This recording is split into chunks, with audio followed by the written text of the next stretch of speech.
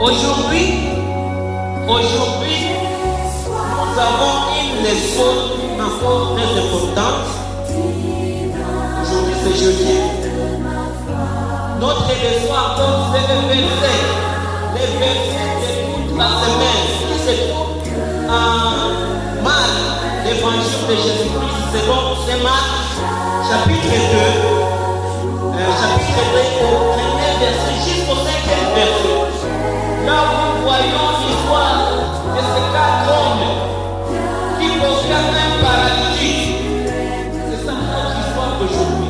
Alors aujourd'hui, nous allons développer les versets. C'est pourquoi notre sujet est intitulé Les courages des 4 hommes et leur foi. Les courages des 4 hommes et leur foi.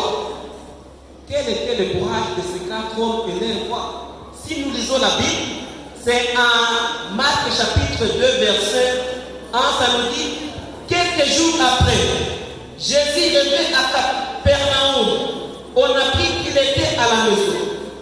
Et il s'assembla ainsi qu'un nombre de personnes que l'espace devant la porte ne pouvait plus les contenir. Il leur annonçait la parole. Déjà fait à lui amenant un paralytique porté par 4 hommes. Comme ils ne pouvaient pas l'aborder à cause de la foule, ils découvrirent les toits de la maison où il était et ils descendirent par cette ouverture les lits sur lesquels le paralytique était couché. Ça, c'est l'histoire fascinante qui va nous montrer la foi de ces 4 hommes. Quels sont ces 4 hommes? Jésus-Christ venait de commencer son ministère en Galilée. C'est une bonne note. Il faisait des miracles extraordinaires. Il guérissait, il soignait, il ouvrait même des gens qui ne parlaient pas, les aveugles, même les gens qui bégayaient, des personnes malades, des personnes mortes. Il ressuscitait même. Alors, Jésus faisait beaucoup de miracles. Alors, ce jour-là, lorsqu'il était allé à Capernaum, il est entré dans une maison. Et là-bas, il y avait une grande foule qui contournait la maison. Il n'y avait pas encore passage pour voir Jésus. Alors, il y avait 4 hommes qui portaient un paralytique. 4 hommes. Ils se sont dit, même s'il y a beaucoup de personnes, nous allons rencontrer Jésus. Alors, comme c'était difficile d'atteindre Jésus, il fallait qu'ils fournissent leurs efforts et avoir des stratégies pour l'aborder.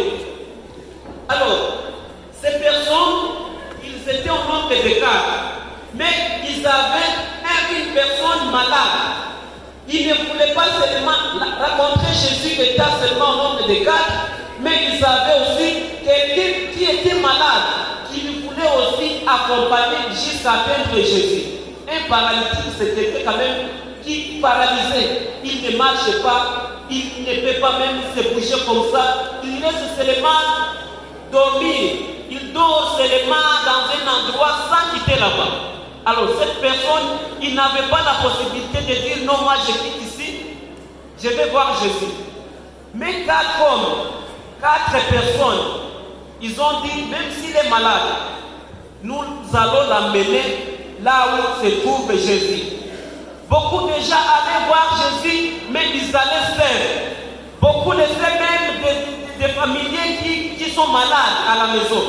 Ils allaient très vite pour voir Jésus eux-mêmes, mais ils ne prenaient pas compte de leurs personnes, de leurs amis, de leurs frères malades.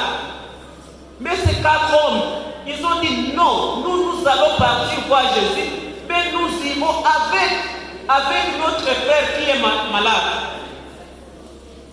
Oui, il y a des gens qui voulaient seulement voir Jésus, mais ils se précipitaient. Moi, je vais voir Jésus. Je ne vais pas me prendre en charge des personnes qui sont malades. Or que Jésus faisait des miracles et guérissait des malades. Mais il voulait d'abord voir seulement, pour la première fois, même toucher Jésus. Wale ambao wanakimbia, mimi ninapenda nimguse hapo kwanza. Siangaikie wale wengine, mimi ninapenda kwanza nimguse. Nimuone yule ambaye anagonjwa baki huko ces hommes. Des personnes qui allaient voir Jésus, même en laissant des personnes autres malades à la maison. Mais des courage de ces 4 hommes, et ils ont dit non, nous irons voir Jésus. Même s'il y a beaucoup de personnes, même s'il y a beaucoup de gens, même s'ils se trouvent dans la maison, nous allons faire tout. Nous allons faire tout pour voir Jésus. Et notre ami paralytique qui est paralysé, il va voir Jésus avec nous. Combien de fois quand nous voulons voir Jésus, nous nous précipitons seulement nous-mêmes en laissant nos propres amis à la maison, nos frères et sœurs. Nous voulons rencontrer Jésus, mais en laissant les autres qui sont malades à la maison. Quand nous conjuguons les verbes jurer, on nous demande d'aller, mais aussi d'amener d'autres personnes. Être un disciple de Dieu, c'est-à-dire tu es capable encore de former d'autres disciples comme tu as été formé toi-même. Alors on ne peut pas dire que tu es disciple or que tu ne connais pas même chercher d'autres disciples. Ces 4 hommes, ils avaient une foi extraordinaire. Beaucoup se sont réjouis que Dieu se soit venu de son Père. Et ils ont suscité un grand prophète qui apporte le salut aux Juifs. Ce sont des gens qui disent non, nous avons Jésus, un prophète qui va venir nous délivrer parce que nous sommes sous les jougs des Romains. Alors nous voulons qu'il vienne, qu'il soit notre roi, qu'il puisse diriger notre pays. Mais Jésus avait un travail à faire. Les autres pensaient qu'il sera notre roi. Et les autres commençaient même à dire non, moi je vais occuper cette place quand Jésus sera notre roi. Mais Jésus avait l'autre vie. Les héros de cette histoire sont 4 hommes courageux qui étaient anonymes. On n'avait pas cité même leur nom. Ces 4 hommes, on n'avait pas cité même leur nom. La Bible dit seulement 4 hommes transportaient un homme qui était paralysé. Ils étaient des héros. Ces hommes étaient courageux, ils étaient anonymes, méconnus, désintéressés et surtout ont décidé de mettre leurs intérêts de côté pour le plus grand bien et la guérison de leurs amis souffrants de paralysie. Ils savaient que le Maître Jésus-Christ transformait la vie de cet homme.